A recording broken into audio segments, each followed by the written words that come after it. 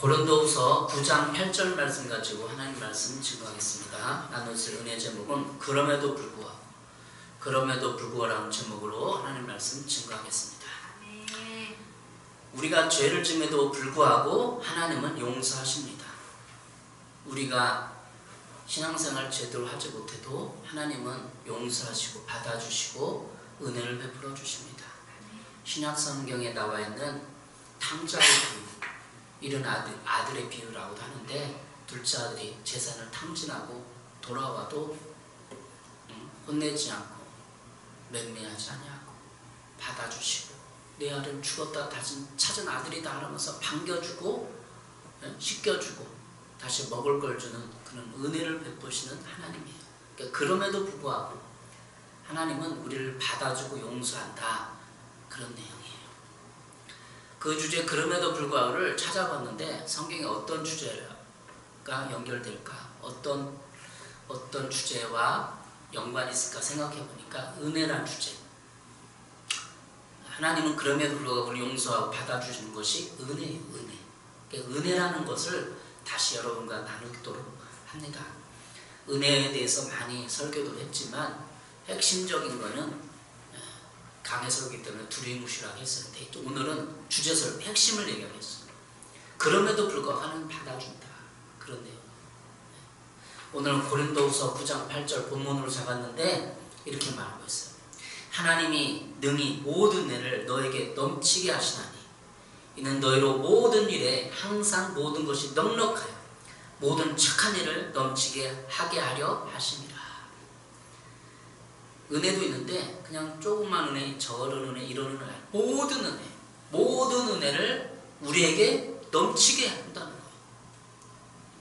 여러분, 그런 은혜를 받기 위해서 우리가 이렇게 하나님을 예비하고 말씀을 경청하는 것이죠. 세번역 성경 이렇게 말하고 있습니다. 고린도후서 9장 8절을 하나님께서는 여러분에게 온갖 은혜를 넘치게 하실 수 있습니다. 그러므로 여러분은 모든 일에 언제나 쓸 것을 넉넉하게 가지게 되어서 온갖 선한 일을 얼마든지 할 수 있습니다.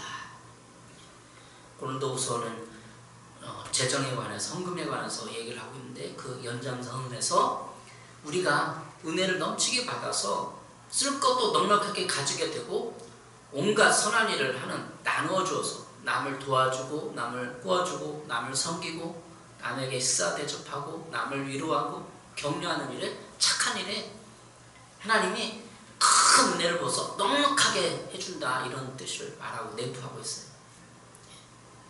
어떠세요? 그런 은혜를 받으면 좋겠죠. 늘 부족하고 쪼들리고 없고 그런 게 아니라 넉넉해서, 재정도 넉넉하고 마음도 시간도 넉넉해서 남을 위로하고 돕고 찾아가고 베풀고 이런 은혜가 있으면 좋겠죠. 그걸 받기 위해서 여러분과 같이 하나님 말씀을 공부하고 또 어떻게 그런 은혜, 그럼에도 불구하고 우리가 은혜를 받을까라는 생각을 해보겠습니다. 신약 성경에 하나님은 예수님을 통해서 우리를 구원해 주시고 그 이후의 삶은, 구원 이후의 삶은 로마서 6장 14절에 말하고 있어요. 제가 너희를 주장하지 못하리니 이는 너희가 법 아래에 있지 아니하고 은혜 아래에 있습니다. 우리는 어디 아래에 있다고요? 은혜 아래. 예수를 믿은 이후에는 은혜 아래에 있는 거예요. 법 아래에 있지 아니하고. 근데 우리가 예전에 예수 믿기 전에 생활 방식에 대해서 법으로 살아가요. 법, 율법. 구약 성경은 율법을 많이 있거든요. 창세기, 출애굽기, 레위기, 민수기 이런 법이 많이 있어요. 하나님이 명령한 조항의 법을, 이걸 지켜라, 그게 법이에요. 세상에도 법이 있어요. 헌법도 있고 뭐 형법도 있고 민사소송법도 있고 다 법이 있어요. 법 조항대로 살아가는 거예요, 사람들은. 근데 법을 어기면 너는 범죄했다, 벌금을 내라, 감옥에 가라, 이렇게 하는 거예요. 하나님 어떨까? 우리 인간들을 통치하고 다스리고 은혜를 베푸는데, 구약시대 때는 법으로 다스렸어요. 법으로만 다스리는 게 아니라 주로 법으로 다스렸다. 법과 은혜, 율법과 은혜로 하나님은 온 세상을 통치하셔요. 법으로 통치하시고 은혜로 통치하셔요. 다스릴 때. 그런데 하나님은 법으로만 구약시대 때는 주로 법으로 많이 통치했어요. 은혜를 받은 사람도 있죠. 노아는 하나님께 은혜를 입었더라. 그 당시에 법으로 다스리는데 노아는 은혜를 입었어. 사람들은 다 법으로 다스려. 노아만 은혜를 입은 거야. 왜 그럴까요? 나중에 얘기해. 어쨌든 구약시대 때는 하나님은 주로 법으로 사람을 다스렸어. 직사한 사람이 많아. 법을 못 지켜서. 법으로 이스라엘 민족도 법을 못 지켰기 때문에, 하나님의 약속을 못 지켰기 때문에 망하고, 나라가 망하고 노예로 팔려가는. 그렇지만 우리가 예수를 믿으면 우리는 어떻게 사느냐? 법을 은혜로만 사는 것이 아니라 은혜 아래에 있다는 거예요. 그러니까 어감이 틀려. 우리는 그래서 은혜로만 사는 것이 아니라 법도 필요해. 근데 주로 은혜로 하나님 우리를 다스린다는 거예요. 그러니까 우리가 법 안 지켜도 돼요? 법을 지켜야 돼, 여전히. 그런데 하나님은 법 위에 또 은혜를 베푸신다는 거예요. 신약시대 때 예수 믿음을. 예수님 이전의 시대는 법의 시대, 율법의 시대고, 예수님 이후에 십자가 사건 이후에는 은혜의 시대야. 근데 우리도 여전히 예수 믿으면서 주로 법을 사용해. 은혜와 율법을 제가 강연 설교하면서 적용을 그렇게 했어요.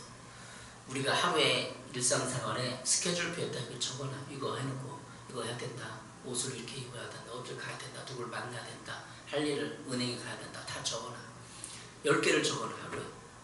근데 지나고 나보면 한두 개는 꼭 빠져. 법을 못 지킨 거야. 내가 오늘 해야 될 스케줄을 사람과 하나님 앞에 정해놨는데 못했어. 사람은 그럴까 보다. 10개 중에 한 개는 꼭 빠먹어. 인간이라는 존재는. 여러분도 어떻게 스케줄표에 적어놓으면 꼭 하기 싫죠. 한 개 빼먹죠. 그래 은혜를 구하는 거야. 엄마 이거 오늘은 몸이 피곤해 도저히 못하겠어. 이게 은혜야. 마음에 안 들면 아버지가 엄마가 너 이거 10개 중 한 개 못했잖아 이 나쁜 놈아 이렇게 하는 거야. 그게 법이에요. 근데 은혜를 구하. 엄마 나 이거는 몸이 너무나 감기 기운이 있어서 죄송해요. 그게 은혜야. 은혜. 나도 그래요. 저도 개인적으로 스케줄표에 적어놨지만 못하는 게 한 가지 있어. 그리고 직장에 가요. 직장에 가서 몸이 너무나 안 좋아. 도저히 못하겠네. 감기균. 조퇴하겠다. 이 조퇴가 은혜예요. 조퇴가. 조퇴가 은혜. 조퇴 없으면 감기 코로나 걸린 그 몸을 끌고 몇 시간을 일을 해야 되잖아. 그래서 죽으면 어떡해요. 저 쿠팡에서 또 한 달 전인가 2달 전에 죽은 사람 있어요. 그게 은혜야. 몸 상태가 안 좋으면 내가 조퇴할 수 있고 그 법을 어길 수 있고 일부러 어기는 건 아니에요. 은혜를 구하는 거예요. 그게 은혜. 여러분 어떻습니까? 이렇게 세상은 법과 은혜로 하나님 통치하고 있고 사람들도 법과 은혜로 살아가요. 사실은. 근데 그걸 모를 뿐이야. 그래서 그럼에도 불구하고 신앙은 법과 은혜를 조화롭게 섞어서 상황에 맞춰서 살아가는 게 그럼에도 불구하고 신앙이에요. 법을 못 지켰어. 당장 죽어야 돼. 당장 감옥에 가야 돼. 그럼에도 하나님은 피할 길을 내주신다는 거야. 피할 길, 신약성경에 피할 길을 주는 거야. 그게 은혜야. 피할 길이 뭐야? 그럼에도 불구하고 로마서 3장 10절에 신앙이 나와 있어요. 그러므로 율법의 행위로 그의 앞에 의롭다 하심 얻을 육체가 없느니 율법으로는 죄를 깨달음이라.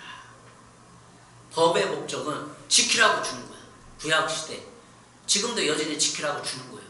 그럼에도 불구하고 로마서 3장 10절에는 율법의 주 기능이 첫 번째 목적이 율법으로 법으로 죄를 깨닫는 목적을 준 거예요. 내가 10개를 했는데 스케줄표 10개는 한 개는 못 지켰구나. 나는 이렇게 건강에 시간이 없지?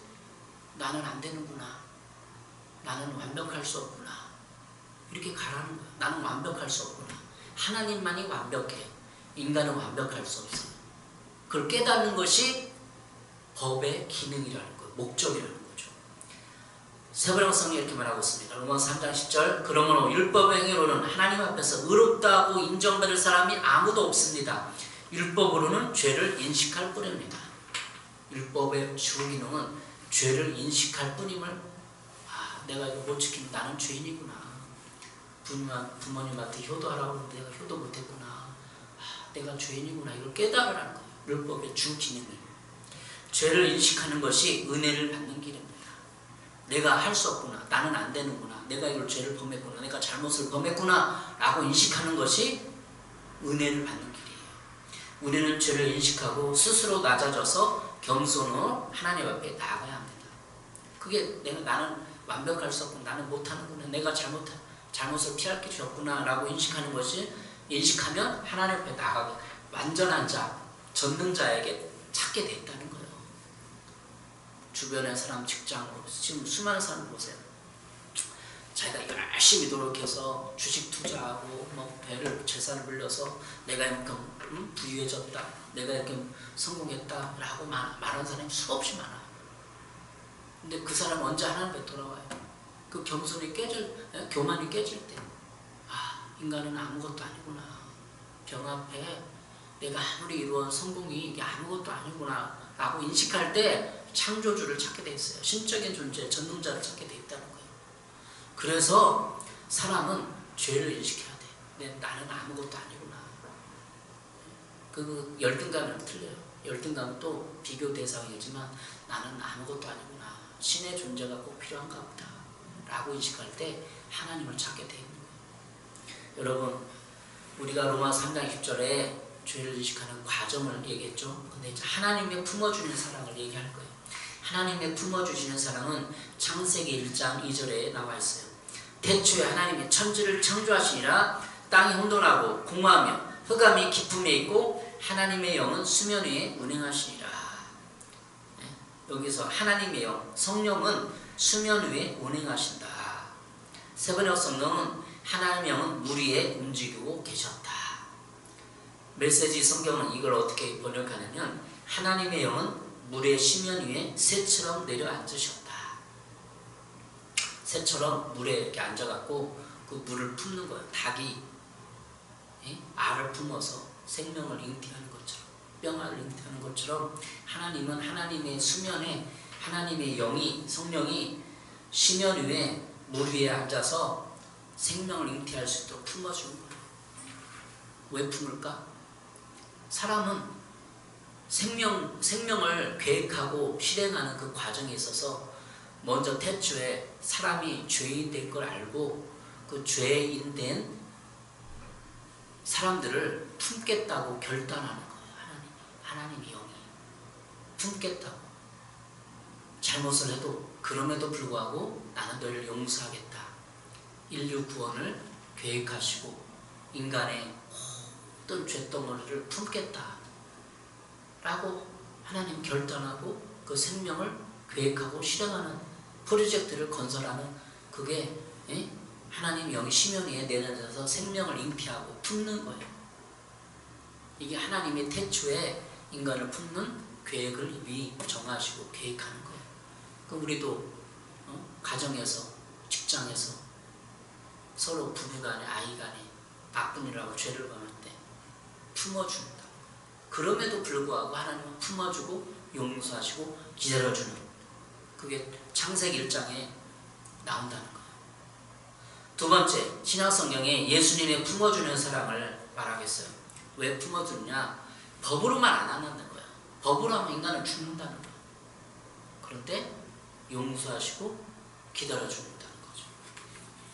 예수님이 요한복음 8장 3절 5절에 이렇게 말하고 있습니다. 서기관들과 바리새인들이 음행중에 잡힌 여자를 끌고 와서 가운데 세우고 예수께 말하되, 선생이여, 이 여자가 간음하다가 현장에서 잡혔나이다. 모세는 율법에 이러한 여자를 돌로 치라 명하였거니와 선생은 어떻게 말하겠습니까? 바리새인들이, 서기관들이 현장범, 간음한 여자를 끌고 왔고 얘기를 하는 거예요. 이 사람 죽여야 됩니다. 당신은 어떻게 생각합니까? 법이야, 법. 현장법, 현장 간음법은 죽여야 돼.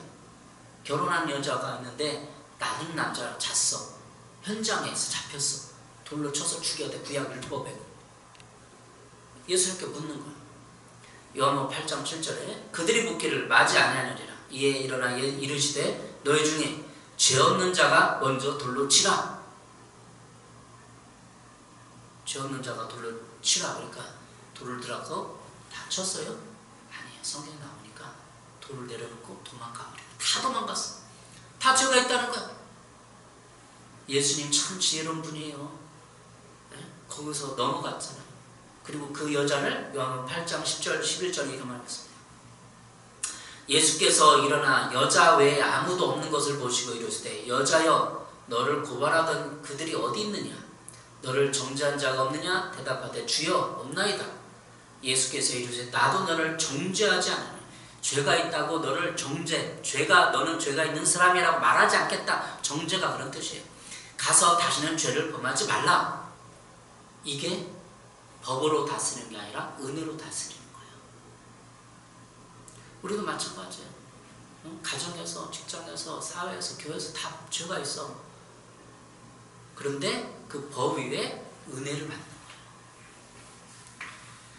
구약시대 때는 율법의 시대였고 신약시대는 예수 그리스도가 온 이후의 시대는 은혜의 시대라고 얘기합니다. 왜 그럴까요? 예수님 보혈로 온 인류의 사람들의 죄를 덮어놨기 때문에 그 죄의 보혈의 공로를 통해서 은혜를 입은 거예요. 은혜를 유지하는 방법은 은혜의 시대임을 기억해야 돼요. 지금 이 시대는 은혜의 시대이다. 로마서 6장 14절에 제가 너희를 주장하지 못하리니 이는 너희가 법 아래 있지 않냐고 은혜 아래 있습니다.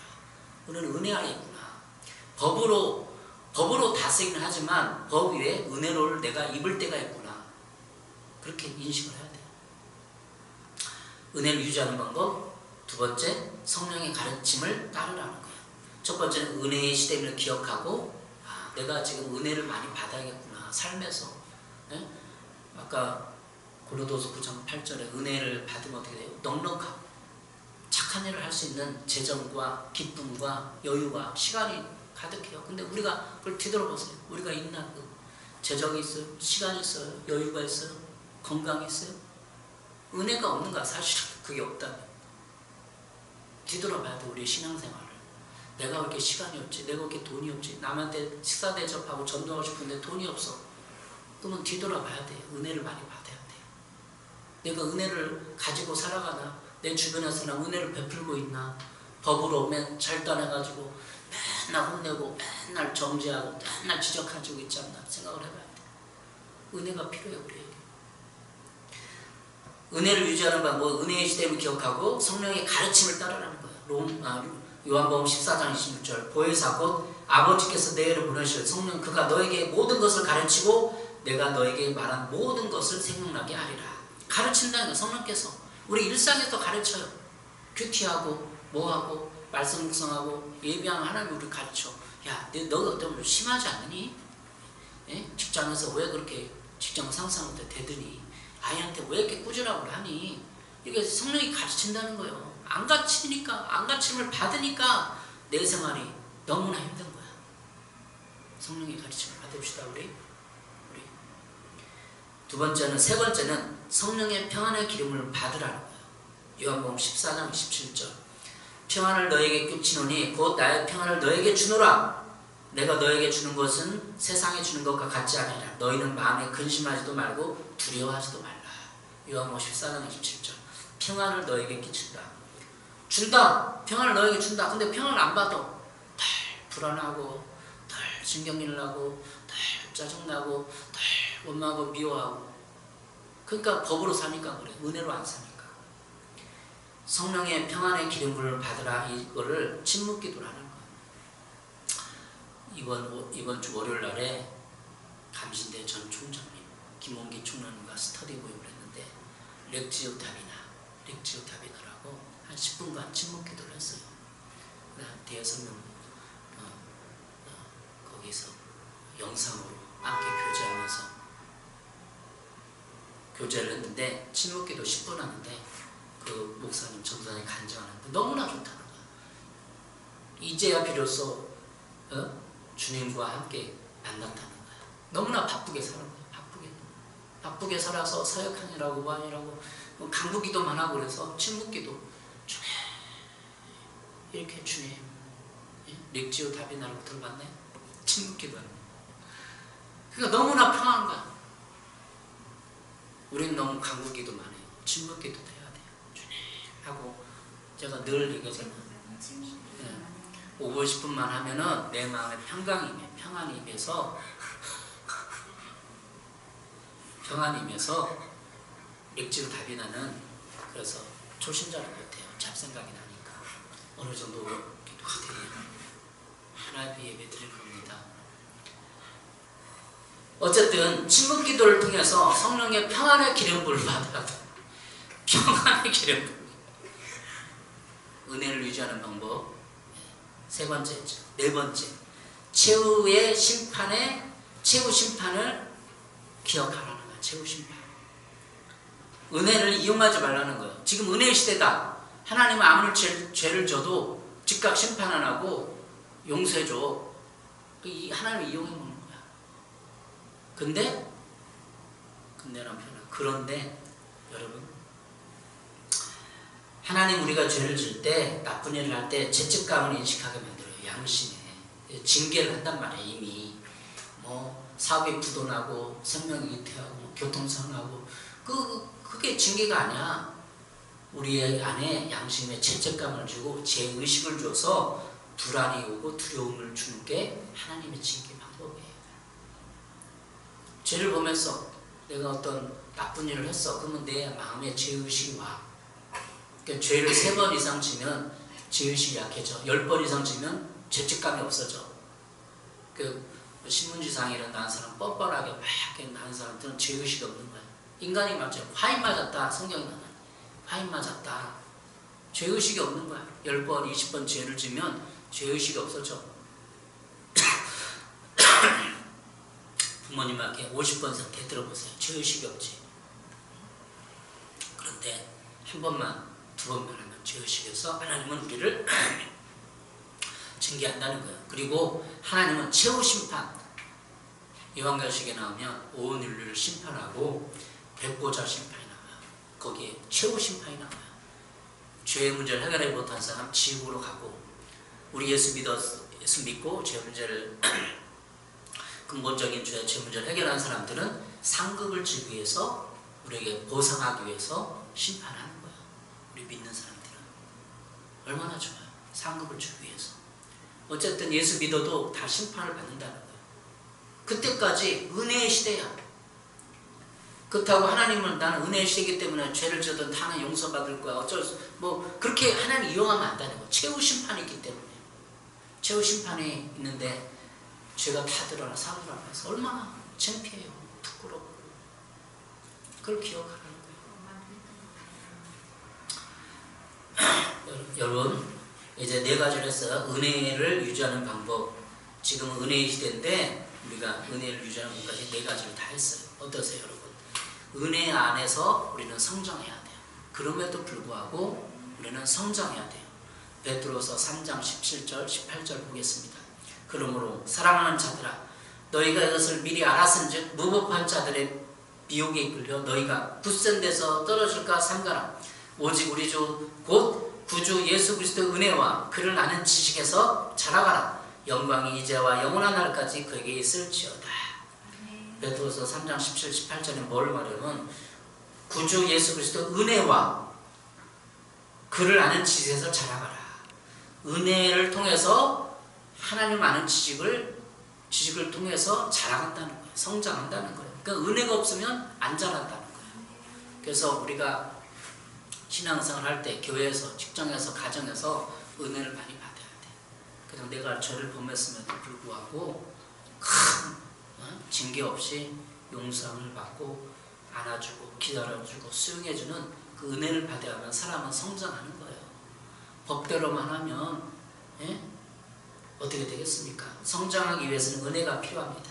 그럼에도 불구하고 시험 들고 죄를 짓고 온전히 주를 성취하지 못해도 주님이 품어주시는 사랑을 받고 우리는 성장하는 겁니다. 그래서 은혜가 필요해요. 은혜의 시대가 필요해요. 은혜의 시대는 성장하는 시대예요. 천국 가기 위해서 천국의 분량까지 우리가 마음과 영혼이, 생각이 성장하는 기간을 두는 거예요. 그래서 은혜의 시대는 성장하는 시대예요. 내가 천국의 수준에 이를 때까지, 천국에 들어가는 수준에 이를 때까지 하나님은 기다려주고 참아주고 인내해주고. 탕자에 비해서 둘째 아들이 자기가 깨닫고 돌아왔잖아요. 깨닫고 돌아와야 돼. 아무리 우리가 전도한다고 전화하고 막 두드린다고 돌아오겠어요? 그렇게 정성을 다하면 돌아오는 사람도 있어요. 그렇지만 여기 중국집에 우리가 들어갔잖아요. 맨날 어느 수보께서 맨날 전화해가고 도망 나온 거야. 왜? 중국집. 들어갔어요? 간지? 좀 얘기했잖아요. 맨날 20개 다녔는데 맨날 두드려 오라고 전화하고 맨날 두드려서 도망 나온 거예요. 9,000원 이상. 어쨌든 그렇게 강하게 하면 통하는 사람도 있지만 도망가는 사람도 많아요. 그래서 은혜의 시대가 필요한 거예요. 은혜는 깨닫고 돌아올 때까지 기다려주는 거예요. 탕자비에처럼. 그게 은혜예요. 내가 깨달아야만 돌아오는 거예요. 은혜를 많이 받고 체험해야만 성장합니다. 은혜를 끼칠 수 있는 말을 해야 돼요. 에베소 4장 1, 3절 그러므로 주 안에서 갇힌 내가 너희를 권하노니 너희가 부르심을 받은 일에 합당하게 행하여 모든 겸손과 온유와 오랜 참음으로 사랑 가운데 서서 용납하고 평안을 매는 줄로 성령이 하나 된 것을 힘써 지키라. 에베소 4장 1, 3절이 은혜를 끼치는 방법을 얘기하는 거예요. 모든 겸손과 온유하고 오래 참고 서로 사랑 가운데서 서로 용납하고. 용납이 은혜예요. 용납은 그냥 잘못했는데도 괜찮아 이렇게 하는 게 아니에요. 충분히 그 잘못을 시인하고 인정하면 그냥 은혜를 베풀어 주는 게 용납이에요. 그렇게 받아야만, 용납을 받아야만 성장하고 은혜 가운데 성장한다는 마음이 성장하고 천국 갈 때까지 성장하는 것입니다. 평안을 매는 줄로 성령이 하나인 것을 힘써 지키라. 서로 용납할 때 평안이 찾아오는 거예요. 평안을 매는 줄. 겸손, 온유, 사랑 가운데서 용납 이것을 줄로 매는 게 뭐냐면 평안에 매는 줄. 평안으로 줄로 묶으라. 여기 보세요. 여기 보세요. 용납이 은혜입니다. 법대로 시행하면 우리는 다 죽습니다. 지금까지 가정에서 법대로 하면 다 죽었어요. 서로. 그러나 부모님이 이해하고 용서하고 덮어주고 예수님도 법대로 시행하지 않으셨습니다. 현장 가는 봄도 기회와 시간을 주시고 다시 한번 기대해 주셨습니다. 우리는 서로 삶의 현장에서 많은 용납을 받고 서로 용납해 주어야 합니다. 이게 은혜입니다.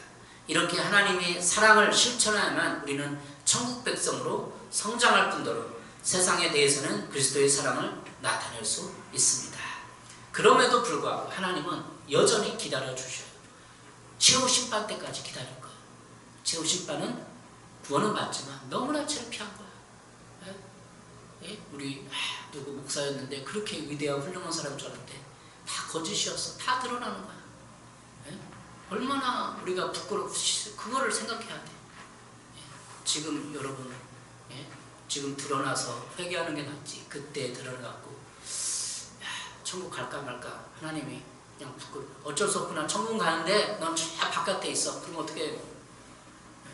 집도 없고. 어느 목사님에게 스터디하면서 목사님 요한계시록에 보면은 사람들 간증하는데 천국에 집도 있고 막 궁궐 같은 데 있고 텐트에 사는 데 있다는데 또 예수님과 멀리 떨어져 사는 데 있는데 그게 맞습니까? 이렇게 맞대는 거예요.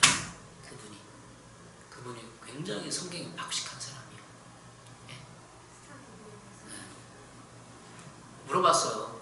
일단 질문 많이 해요. 저는 스터디 모이면서 목사님 어떻게 생각하세요? 그랬더니 그 맞대는 그게 있대는 거야.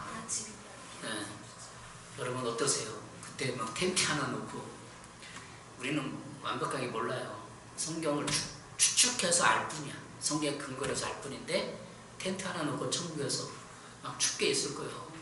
예수님과 의리 흐르는 궁정에서 삶을 나누고 있을 거예요. 그게 부끄러운 구원이야. 사실은 부끄러운 구원을 받으면 안 돼요.